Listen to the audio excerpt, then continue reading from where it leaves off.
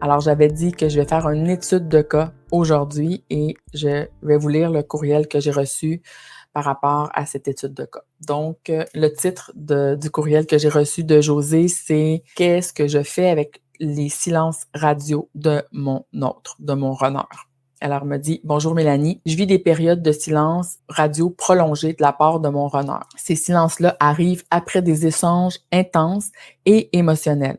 Il disparaît pendant des jours, voire des semaines, sans donner de nouvelles. Je me sens très frustrée et anxieuse face à ce comportement qui se rejoue constamment. Je voudrais poser mes limites en exprimant que je ne tolère plus d'être ignorée, mais j'ai peur qu'en disant ça, il s'éloigne encore plus ou qu'il coupe complètement la communication. Donc, elle me demande, est-ce que je dois lui envoyer un message pour lui dire que son comportement me blesse ou attendre qu'il revienne vers moi? Ensuite, elle me dit, comment exprimer mes limites sans avoir l'air de le contrôler ou de le rejeter? L'autre question qu'elle me pose, c'est est-ce que poser cette limite risque de rompre notre connexion? C'est des excellentes questions et je dirais que j'en reçois comme ça constamment, soit par courriel de gens que j'accompagne ou dans les accompagnements, autant mes accompagnements individuels que mes accompagnements en petits groupes, ça revient constamment. Avant de faire un type de coaching avec vous en direct sur qu'est-ce que je dirais à Josée si elle était devant moi, je veux faire des rappels super importants. 1, ce n'est pas une relation ordinaire. Donc, il faut arrêter de mettre des codes de relation ordinaire et se poser les mêmes questions que si c'était une relation ordinaire. Ce type de questions-là, c'est plutôt pour moi quelqu'un qui n'a pas compris qu'est-ce que c'était le partenariat, à quoi il servait ton partenaire de révélation. Donc, quand elle me dit, est-ce que je dois lui envoyer un message pour lui dire que son comportement me blesse ou attendre qu'il revienne vers moi? On ne fait pas ça avec une flamme jumelle, je vais expliquer. Comment exprimer mes limites sans avoir l'air de le contrôler ou de le rejeter? Si tu veux mettre tes limites dans cette situation-là, tu as de l'air de contrôler ou de le rejeter. Et on va le voir aussi en détail. Est-ce que poser ces limites, cette limite risque de rompre notre connexion? Ça aussi, on va aller le voir en détail. Donc, avant d'aller en détail dans ça, mes rappels, c'est pas une relation ordinaire, c'est un parcours initiatique. Ton partenaire, c'est un partenaire de révélation pour que tu fasses tes libérations avant tout. Deuxième chose, une relation FJ, c'est une initiation, un partenariat pour te voir, pour voir qu'est-ce que tu portes. Troisième chose, ton partenaire de révélation, il doit te jouer des pièces de théâtre pour que tu vois ce que tu portes. On ne peut pas voir ce qu'on porte toute seule assis sur une île déserte. Tu vas jamais voir qu'est-ce qui vibre avec toi. Est-ce que si tu n'es jamais en contact avec des araignées, tu peux penser avoir libéré une phobie d'araignée? Ben non, parce que tu n'es pas exposé. Si tu veux savoir si tu portes encore une phobie, c'est très important que tu sois exposé puis que tu sois mis en réaction. Donc, on ne va faire aucune technique pour cesser les réactions. On ne va pas juger nos réactions. On doit comprendre à quoi sert cette relation et s'en servir. C'est ce que j'enseigne depuis 5 ans. Donc, si tu n'as jamais entendu ce que je suis en train de te dire, peut-être que là, c'est le temps pour toi de voir clair et d'avancer dans ton parcours et ou te libérer d'une situation que tu as pensé dans un parcours flamme jumelle et ce n'était pas réel. Il est temps pour toi d'aller vers un partenaire qui est disponible. De toute façon, le travail de libération qu'on fait ensemble, ça va t'aider soit à valider que tu es dans un parcours et de faire le travail de libération pour avancer dans ton parcours, ou bien ça va te démontrer, ça va valider que tu n'es pas dans un parcours de flamme jumelle et arrête de perdre toutes les précieuses années de ta vie à t'enfermer dans un fantasme romantique qui n'est pas réel. Donc, je reviens à la question, aux questions, il y en a 3, j'osais me poser 3 questions. Mais avant d'avancer, je veux avertir les gens qui ont des égos fragiles, qui sont pas prêts à entendre de la réalité, que ça peut faire mal. Je suis ici des fois pour choquer les gens et ça permet de voir clair et d'éveiller. Donc, je suis pas ici pour me faire aimer. Je suis pas ici pour te prendre comme une victime et quand je donne des informations comme ça, c'est parce que j'ai beaucoup, beaucoup d'amour pour l'humain. Beaucoup d'amour pour les gens qui souffrent dans un cœur trop sacrificiel, un cœur qui est trop grand pour l'extérieur, mais pas assez grand pour toi-même. Donc, je te fais mal, je te dis la vérité, je te dis ce qui révèle beaucoup de choses, mais c'est pour sortir des illusions et de l'ombre de l'amour, pour que tu développes beaucoup plus d'amour envers toi et que tu arrêtes de croire au Père Noël, parce que souvent, ce qu'on voit sur les réseaux, sur le collectif des Flammes Jumelles, ça veut que tu gardes espoir, que tu sois dans l'attente et que tu gardes la foi. Ce n'est pas comprendre un parcours de Flammes Jumelles, à mon sens. Peut-être que ce que je vais te dire, ça ne vibre pas avec toi, c'est OK aussi. Je ne détiens pas la vérité ultime. Je partage ce que j'ai expérimenté et ce que j'ai observé sur des centaines de femmes que j'ai accompagnées dans les 5 dernières années qui ont vécu ce parcours-là réellement et une réelle transformation.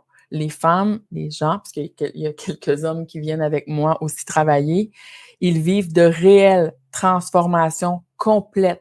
Elles ne sont plus la même personne, elles n'agissent plus de la même manière, elles n'attirent plus le même genre de partenaire ou de situation de vie. Et la relation avec cette autre personne, quand c'est ta flamme jumelle, les gens que j'accompagne, c'est une relation qui est complètement transformée.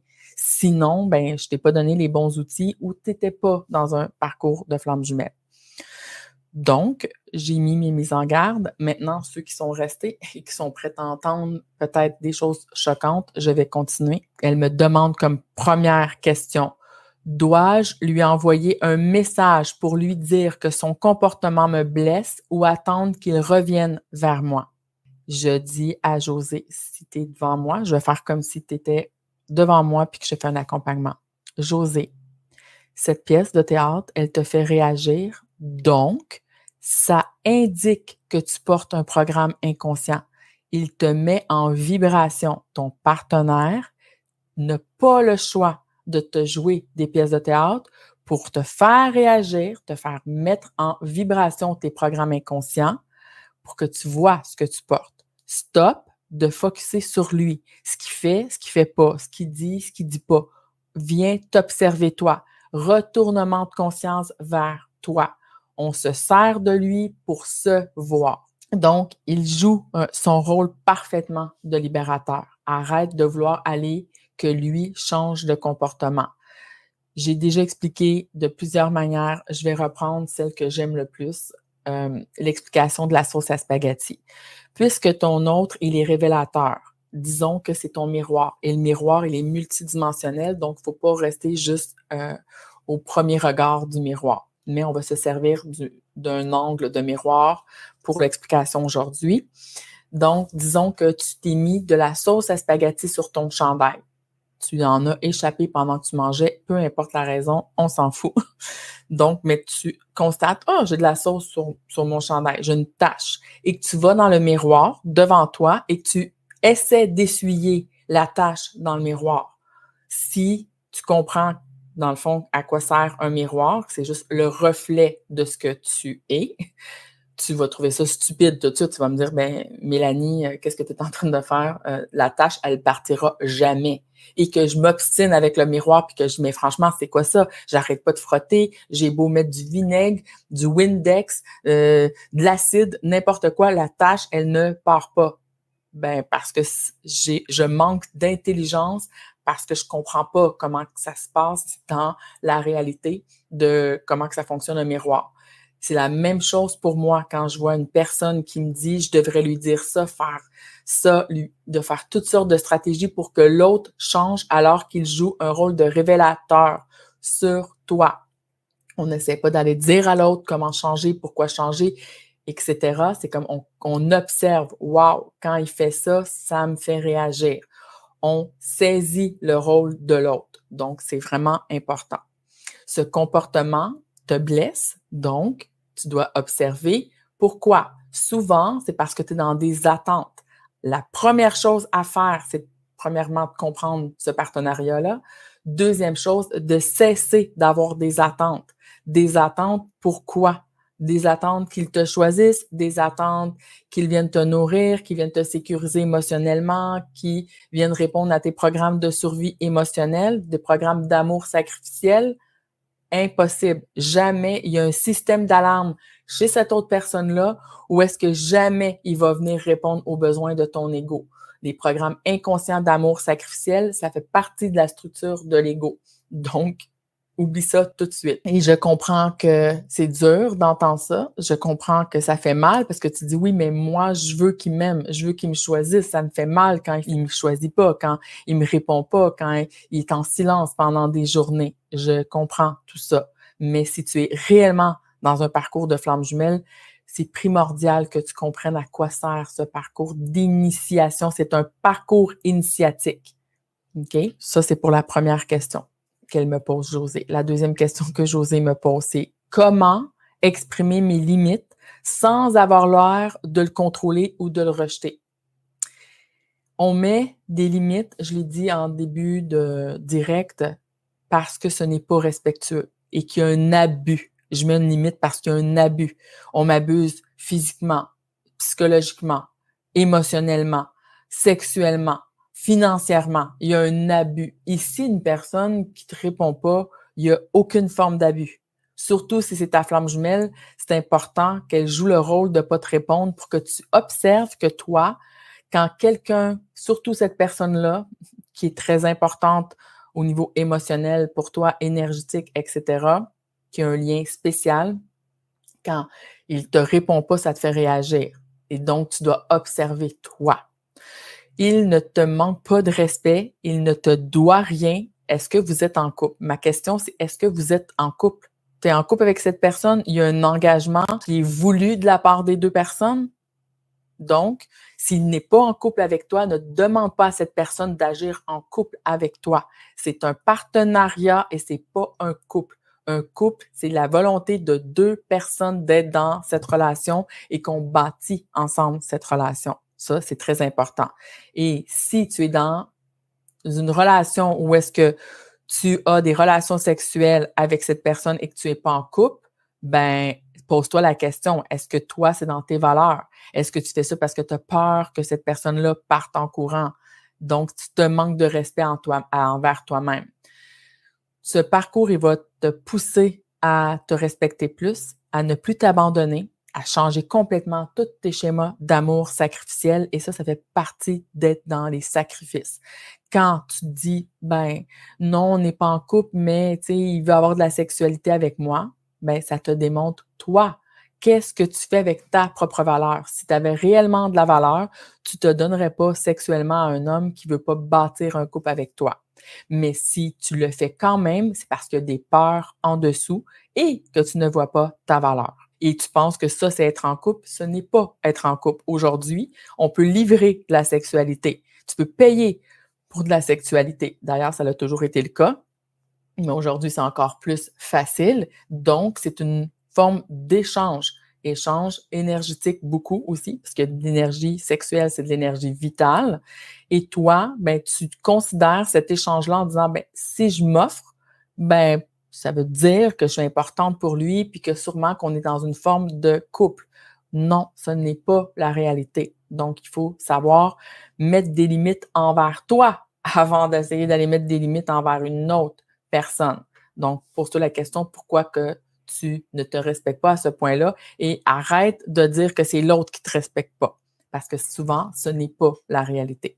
Vouloir obliger à vouloir te donner quelque chose que la personne ne veut pas, c'est un grand manque de discernement et de maturité émotionnelle. Et c'est un signe important de survie émotionnelle et de grande dépendance affective. Beaucoup de personnes viennent me voir par rapport à ça, des formes d'abus. On peut vivre des abus réels et la plupart des abus en dessous, c'est un manque de respect envers toi-même avant tout. Donc, si je te dis, mais pourquoi tu continues? Oui, mais parce que, donc, je vous le dis, là, souvent, c'est que tu te manques de respect vraiment énormément. Donc, avant d'aller vouloir mettre des limites à l'autre personne, accepte de mettre des limites toi-même et d'arrêter de te manquer de respect à toi-même et cesser de t'abandonner. C'est vraiment important. Quand on vient travailler dans ce parcours de flamme jumelle-là, on ne travaille pas que dans le sens de flamme jumelle. On vient travailler toute ta structure de programme inconscient. Premièrement, on va se servir de ce partenaire-là pour te voir, ensuite pour faire tes libérations, puis ensuite pour mesurer tes libérations. Mais on ne travaille pas, en tout cas moi je ne travaille pas dans le sens où est-ce qu'on va travailler pour que l'autre revienne avec toutes sortes de stratégies. On travaille pour te libérer, pour cesser de souffrir par amour pour toi avant tout. Donc, reprendre confiance en toi, voir ta valeur, ne plus t'abandonner, te respecter, t'aimer plus, c'est vraiment ça qui est la base d'être une personne qui éventuellement pourra être en capacité de bâtir un couple conscient. On est très loin. Souvent, quand tu viens travailler avec moi, tu penses que tu es prête pour un couple conscient, mais tu es loin de cette réalité. Donc, on revient à la réalité et de sortir du fantasme du collectif de flammes jumelles. Je te pose la question et je pose la question là, à tous ceux qui sont dans le direct. Est-ce que tu es en couple avec cette personne? La réponse, là, 99,9% du temps, c'est non, je ne suis pas en couple. Donc, si tu n'es pas en couple, il ne te doit rien. Rien, rien, rien. Je t'invite fortement, Josée, à t'observer. Qu'est-ce que ça t'indique sur toi quand un homme qui n'est pas en couple avec toi te crée un manque à ce point-là, que tu manques de son attention, au point d'en souffrir, au point de vouloir lui reprocher. Reprocher quoi? Il n'est pas en couple avec toi. Au point de lui reprocher de ne pas communiquer comme si vous étiez en couple, ben vous n'êtes pas en couple, Josée. C'est dur à entendre, mais c'est la réalité. Alors, si tu veux absolument y mettre des limites, parce qu'il ne te répond pas assez souvent, puis ici, tu ne m'as même pas répondu ou demandé ou exposé qu'il ne te répondait pas. C'est juste qu'il disparaît. Vous n'avez pas de contact pendant plusieurs semaines, voire plusieurs mois, comme avec un ami. Et tu ne dirais jamais à un ami qu'il te manque de respect puis que tu dois mettre tes limites. Donc, pourquoi que c'est différent avec ta flamme jumelle que tu considères comme ton partenaire de révélation? En réalité, quand on veut mettre des limites et qu'on veut rejeter ce partenaire de révélation, en tout cas ce qui nous montre en miroir, c'est pour 2 raisons. Parce que tu souffres de ne pas être sécurisé émotionnellement par cette personne, tu souffres de ne pas le contrôler et que ça fait mal. Donc, ton système de défense veut mettre des limites, mais en réalité, c'est du contrôle. Ou bien tu veux rejeter l'autre parce que tu souffres. Et ça, ce n'est pas comprendre qu'est-ce que le parcours de flamme jumelle et ce n'est pas faire le travail de libération. Donc, tu le fais pour 2 raisons la plupart du temps quand tu n'as pas compris. Donc, tu fais parce que tu souffres puis tu veux contrôler l'autre et tu le fais parce que tu veux te couper de ses souffrances. Donc, tu vas rejeter l'autre parce que tu as entendu par des gens dans le collectif de flammes jumelles que je n'adhère pas du tout avec ces techniques-là, qui est de faire vivre la blessure du rejet au runner pour que finalement, par la suite, ils reviennent vers toi. Ce sont des techniques de manipulation et si tu es réellement dans un parcours de flamme jumelle, ça ne va pas fonctionner du tout. Et si ça fonctionne, c'est probablement que tu n'es pas dans un parcours de flamme jumelle et que tu vas faire des techniques de chaud-froid, mais tu vas rien bâtir du tout. Tu vas peut-être réussir à faire sentir mal, à faire sentir coupable un homme, le faire revenir vers toi, peut-être le faire revenir dans ton lit, mais c'est vraiment pas bâtir une relation, ça. Donc, on est loin d'être dans la capacité de bâtir un couple conscient ici.